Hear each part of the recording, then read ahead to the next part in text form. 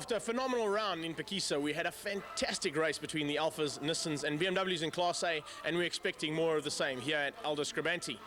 When it comes to Class B, well, we've had a change there. There's a new formula that has been brought in. Class T for the Minis has been brought about, and it looks like it's going to prove to be a really, really good change when it comes to the likes of the Minis running in full Cooper Works kits for the first time. And we're also looking to see what's going to happen in the Class B change that now allows the Fords and Fiats, and of course the Toyota Runexes, to have a little bit more of an equal footing there. When it comes to Class C, well, is anybody going to catch Theunis Eloff in the Fiat? We'll have to wait and see. Let's go and see what happened in qualifying. Well, in qualifying, the Alphas and the BMWs took on the Nissans, but great to see Steve Wyndham back in the big Ford Falcon. However, he seems to have struggled in qualifying, only going 8th. But Richard Rutz has pole position, and look at that, there's only 0.8 of a second between the top 6. Well, Bert, it looks like the Alphas have really shown the pace here down in Port Elizabeth. What's made the change? Greg, our fortunes have changed a bit. We've had some terrible qualifyings, and this is the first time we've smiled after qualifying. A lot of work went into the cars. The power is good, the handling is much better than it's been, and we're right there. In Class B, we should see an exciting battle between the Fiats and the Toyotas, as the Minis now have their own class. Class T, Martin Steyn starting in pole position there. Dave Compton, a great performance to be on the front row of that grid. Craig Nicholson and Sean van der Linde right there with him. Well, Dave, it's been a long time coming. Eventually, you've got the pole. How does it feel? It's wonderful, man. It's good to be in the front there, and I'm just happy that we can get a result like that. You've got a new teammate this weekend with Claudio coming to join you in place of the Township Tornado, breaking his toes in a rally. You're going to miss him? I am missing him, definitely. It's nice to work with your teammate and get to know him and do all the setups together. Yeah, for sure, I'll definitely miss him. In Class C, it's the battle between the Fords, the Fiats and the Volkswagens. And in this case, Volkswagen came out on top, the first pole of the year for Carlos Nobre. But once again, very close there. John Kruger looking strong in his Ford. Clint Weston also for Ford in third position. Eckhard Schindknecht in the Volkswagen. The diesel-powered Volkswagen starts in fourth position as we get all set for the start of race 1 over 15 laps. A good start, but there seems to have been a problem down further on the grid. There seems to have been people still on the grid, Greg Maloney. That certainly could be a problem as this race gets underway. We'll have to see how that works out. Gary Formato now behind one of the Alphas. That looks like Mona Jurgens. It is indeed, and Jurgens coming up behind his teammate. All problems there for Roots. Looks like he may have missed a gear there. Reggie Roots missing a gear into Repco, and they're in the Conti S's now, and that's caused a little bit of problems there, and the BMs have got away. They've muscled their way to the front, and they are leading 1 and 2, Alpha 3 and 4, and it looks like it's probably going to be Nissan 5 and 6. Good start there for the two BMWs, as it looks like, yes, it's Henny Groenewald leading Anthony Taylor, the Alpha of, that's Mona Jurgens going a little bit wide there.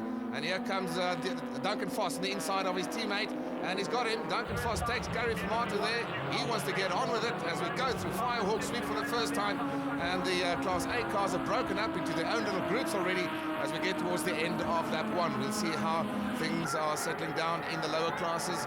Here they come through the Goodyear corner for the first time in Class T. It looks like Martin Steyn has got the lead there from Sean van der Linde. Was indeed going up into Goodyear. It looked like Steyn went up the inside, managed to sneak past. And what a turn up for the books here. On board with Theunis Eloff. That black Fiat Palio in front there is not Eloff's. We're on board with him, so that must be Trevor Tuck. Trevor Tuck. What a great drive. He started way down. I think that must have been the problem on the grid early on. I think Clint Weston must have been delayed there, and now that Theunis Eloff was right behind him, so that probably explains why they're there. But a great start for Trevor Tuck. He's never led a national championship race before in his career. Well, it's only his 4th national of the year, and of course it's only his 4th national ever. So really good stuff there. But back up front, BMW 1 and 2.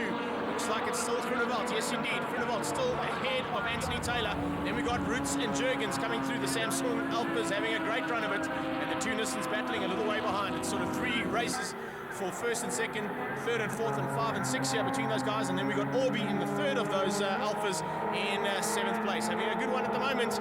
Just behind them, it's the big Ford, but it's battling down here in PE. So Richard Roots leading his Alpha teammate, and there is a shot of Steve Wyndham, and here's Class T. So it is Sean van der Linde who's actually got the lead there, but in Class C, this is where the action is. As we, here's Claudio Piazzamusso. It's nice to see him back on the track, and look at the way that he goes through the inside. What a line! I don't know how he made it through there. There was tyres and BMW BMW had a choice between the two, and he went between them. Fantastic bit of driving there from Piazza Musa and the Toyota Ranex there to get through and past, I think that's Jimmy Orby. I don't know how he managed to sneak through, but he did. And here we are back up front with the leaders up the inside. Taylor, wow, good driving from Taylor there. These guys are on the limit, Hendrik. Absolutely fantastic shot there. You could see them flying through whiz-bang sweep there, and then Taylor just tucked through on the inside under braking of his teammate. Of course, Groenewald was not going to fight back too hard. They are teammates, and Taylor is the championship leader. But here is a battle royale. It is actually Duncan Foss leading Gary Formato. The battle between the two Nissan 350Zs. And a little bit further back, we have the leaders in Class C now coming up to the tail enders in Class B. And, you know, one sometimes wonders what the likes of that Mercedes-Benz is doing there, because it's certainly not competitive in Class B. As we go on board with Theunis Eloff still chasing down Clint Weston. He's got John Kruger just ahead of him, and Trevor Tuck is still leading Class C. He is indeed, and what's actually happened is, look, you can see Groger and Hector North's car are splitting Trevor Tuck and the next group of Class C guys. So Tuck has used this to his advantage, and unfortunately, as you said, those Mercedes are not quick enough. Oh, bit of problems here for Nicholson and Brough. Brough goes off a little bit, gets a little bit of a nudge from Craig Nicholson in the Class T Mini there. Sabat Bozel Mini just unable to get through. Bumped off Darby Brock, and he'll have to restart and start from the back again by the looks of things. And seems like he's got some damage there to his exhaust system, but there again, it's a case of a Class B car getting involved with the front runners in Class C. So that is to be expected. This looks like, yeah, it's Hector North. We've just been speaking about him. So unfortunately for him, his race is over. Lap 9 out of 15. Now it's going to be interesting as the leaders are coming into the midfield runners. Still the BMW of Anthony Taylor leading his teammate Henry Groenewald. Still a battle between the Alphas and the Nissans is raging as they come into the front end of the Class C field. And well, this is where things are likely to change in this race. Let's just pick up the order at the front. Still Anthony Taylor leading from his teammate Henry Groenewald, and this car is Orne Jurgens. He's third in Class A. Then we have the Class T battle between the Minis, and there they are. It is still Sean van der Linde from Martin Steyn, and then the Class D battle. And our race leader there is Dave Compton. He's being chased by Mike O'Sullivan and followed there in third position by Claudio Piazza Musa. This man is a real racer. Yeah, having a good outing for his first time and filling in for the Township Tornado. Here we are with Class C, and it looks as if those Class B cars have got ahead of Trevor Tuck now. So Tuck is going to have to battle hard to keep Schindknecht at bay. Here we are on board with Theunis Eloff alongside him. It's Clint Weston side by side down the main straight, down into Lebrecko, who is going to have the brakes down into turn 1. They are absolutely neck and neck. Who's going to break the latest? As Theunis Eloff still stays on the racing line. He's got Clint Weston on his inside. As West, yes, he's giving him some room. It seems Weston squeezes past. Bit of a contact there between the two of them. This is the battle for, let's see, third position. Third position. Nobre comes through as well. Look at that driving from no brakes, Nobre. Oh, here we go. Darby Brough getting involved once again. Another bump from him. He must be wondering if anybody else is going to hit him today. As they go through up towards Westbank and towards the Toyota hairpin.